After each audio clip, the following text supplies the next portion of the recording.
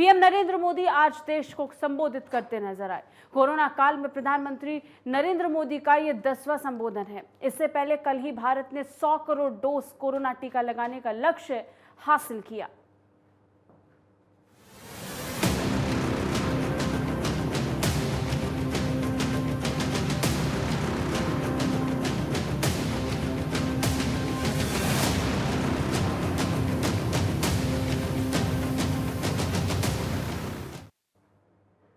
प्रधानमंत्री नरेंद्र मोदी ने देश को आज संबोधित किया।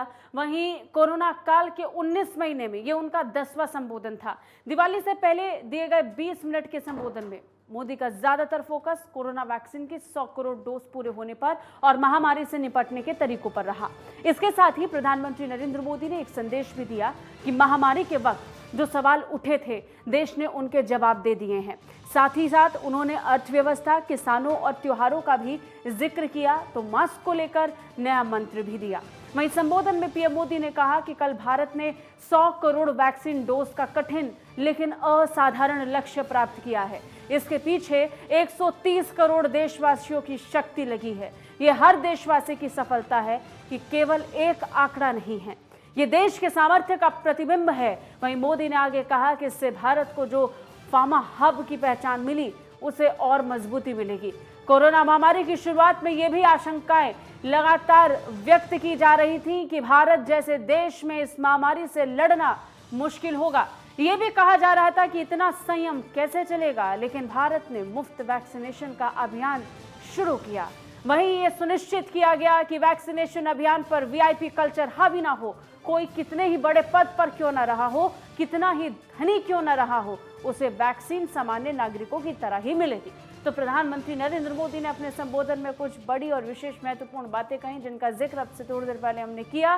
कोरोना वैक्सीन के 100 करोड़ डोज का लक्ष्य कल भारत पूरा कर चुका है, जो अपने आप में पूरे विश्व में एक बहुत बड़ा रिकॉर्ड बन करके उभरा।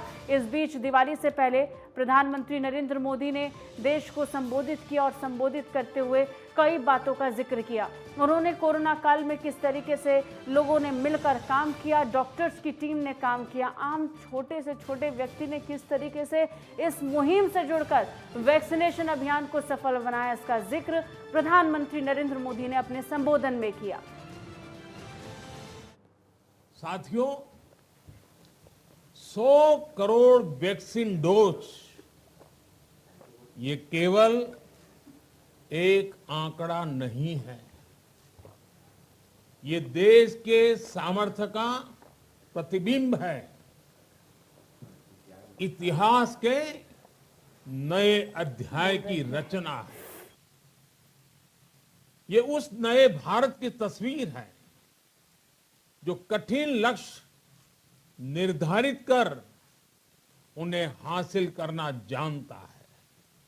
ये उस नए भारत की तस्वीर है जो अपने संकल्पों की सिद्धि के लिए परिश्रम की पराकाष्ठा करता है। इसी वजह से जब 100 साल की सबसे बड़ी महामारी आई तो भारत पर सवाल उठने लगे। क्या भारत इस वैश्विक महामारी से लड़ पाएगा? भारत दूसरे देशों से इतनी वैक्सीन खरीदने का पैसा कहां से लाएगा? भारत को वैक्सीन कब मिलेगी? भारत के लोगों को वैक्सीन मिलेगी भी या नहीं? क्या भारत इतने लोगों को टीका लगा पाएगा कि महामारी को फैलने से रोक सके? भांति भांति के सवाल थे, लेकिन आज ये 100 करोड़ वैक्सीन डोज हर सवाल का जवाब दे रहा है। पूरा विश्व आज भारत की इस ताकत को देख रहा है, महसूस कर रहा है। साथियों, भारत का वैक्सीनेशन अभियान सबका साथ, सबका विकास, सबका विश्वास और सबका प्रयास का सबसे जीवंत उदाहरण है। गरीब, अमीर, गांव, शहर, दूर सुदूर देश का एक ही मंत्र रहा कि अगर बीमारी भेदभाव नहीं करती तो वैक्सीन में भी भेदभाव नहीं हो सकता। इसलिए यह सुनिश्चित किया गया कि वैक्सीनेशन अभियान पर वीआईपी कल्चर हावी न हो। कोई कितने ही बड़े पद पर क्यों न रहा हो, कितना ही धनी क्यों न रहा हो, उसे वैक्सीन सामान्य नागरिकों की तरह ही मिलेगी।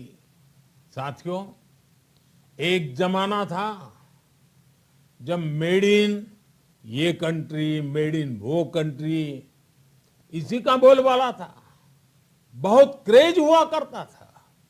लेकिन आज हर देशवासी ये साक्षात अनुभव कर रहा है कि मेड इन इंडिया की ताकत बहुत बड़ी होती है। और इसलिए आज मैं आपसे फिर ये कहूंगा कि मैं हर छोटी से छोटी चीज जो मेड इन इंडिया हो, जिसे बनाने में किसी भारतवासी का पसीना बहा हो, उसे खरीदने पर जोर देना चाहिए। और ये सबके प्रयास से ही संभव होगा। तो प्रधानमंत्री नरेंद्र मोदी ने क्या कुछ कहा वो आपने सुना। वाकई पूरे विश्व में इस बात को लेकर चर्चा थी कि क्या भारत जैसा देश कर पाएगा। भारत ने खुद को साबित किया। इस बीच ज्यादा जानकारी के साथ हमारे सहयोगी राजकुमार चौधरी जुड़ गए। हमसे ज्यादा जानकारी हासिल करेंगे। राजकुमार, अपने आप में एक सवाल पूरे विश्व स्तर पर उठ रहा था कि भारत कैसे इस बड़ी महामारी से लड़ेगा, और लड़ेगा भी तो इससे कैसे उभरेगा। और हमने ये साबित किया, हम इससे लड़े, हम इससे उभरे, हमने इससे अपने मार्केट को भी मजबूत कर लिया और आज हम फार्मा हब बन गए हैं पूरे विश्व में। बिल्कुल सांची, इसमें कोई दो राय नहीं है, क्योंकि 75 साल हमें आज़ादी के हो गए हैं और ये 75 साल, इन 75 सालों में जो अचीव किया है हिंदुस्तान ने, वो इन 19 महीनों में करके दिखाया। क्योंकि 19 महीनों में पूरी दुनिया का कोई देश ऐसा नहीं था कि जो इस महामारी से, एक ऐसा अदृश्य दुश्मन जो दिखाई नहीं दे रहा, उससे जूझ रहे थे। कोई अमीरी गरीबी का कोई भेद नहीं। लेकिन प्रधानमंत्री नरेंद्र मोदी ने अपने संबोधन में एक बहुत महत्वपूर्ण बात कही है कि अभी युद्ध टला नहीं है, और जब युद्ध टल रहा हो तो कवच चाहे कितना भी मजबूत हो, लेकिन हथियारों को कभी डालना नहीं चाहिए। उन्होंने मैसेज दिया है कि दीपावली के आसपास के जितने भी हमारे त्यौहार हैं, उन त्योहारों को हमें मनाना है, क्योंकि एक सौहार्दपूर्ण माहौल में एक सकारात्मक सोच के साथ मनाना है। लेकिन उसके बावजूद भी हमें कहीं ना कहीं वो जो पैरामीटर हैं, उन पैरामीटर का कहीं ना कहीं पालन करना है। आज हिंदुस्तान का जो नया हिंदुस्तान बन के निकले हैं हम लोग, क्योंकि जब कहीं परेशानियां आती हैं तो उन परेशानियों से जूझ के जो नए रास्ते क्रिएट होते हैं,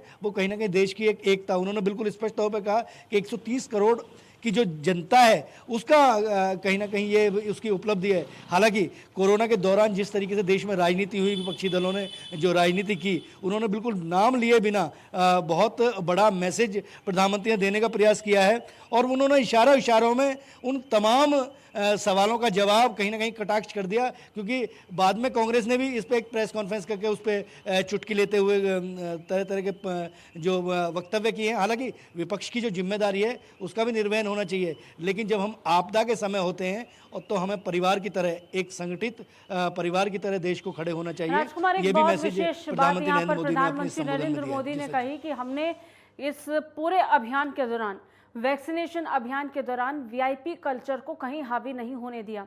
और इसका सबसे बेहतरीन उदाहरण इसी बात से है कि चाहे कोई कितना ही अमीर है, चाहे कोई कितना ही गरीब व्यक्ति क्यों ना हो, हर एक को पहले खुद को आरोग्य सेतु या फिर कोविन ऐप पर रजिस्टर करना होगा। आप अपनी वैक्सीनेशन के लिए अपना स्लॉट बुक करेंगे और उसके बाद ही आप वैक्सीन लगवा पाएंगे। यानी कोई ऐसा कल्चर नहीं पनपने दिया समाज में जिसमें यह देखने को मिले कि वैक्सीन उस बड़े व्यक्ति को लग गई, गरीब छोटे असहाय व्यक्ति को वैक्सीन नहीं लगी हो।